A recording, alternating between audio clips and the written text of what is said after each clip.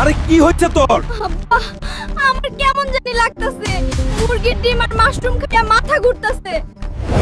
কে দিছিলি আমার মাইয়ারে এই মুরগির ডিম আর মাশরুম? ওর অবস্থার লেগে যে দায়ী তাতে আমি মাটির তলে পুঁতা ফেলুম। বাবা রে, জঙ্গল থেকে এক মাশরুম বুড়িয়া এক খয়া দিয়া গেছিল। কোন দিকে হাঁটতে গেছে?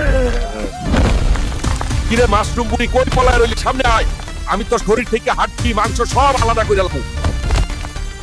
হালকা রে, তোর মাইয়া আর জীবনেও সুস্থ হইব না।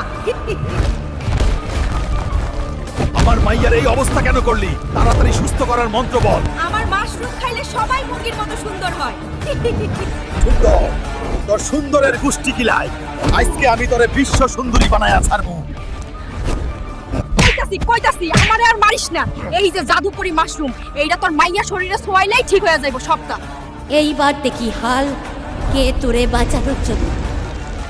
সাবস্ক্রাইব করে লাইক শেয়ার করে।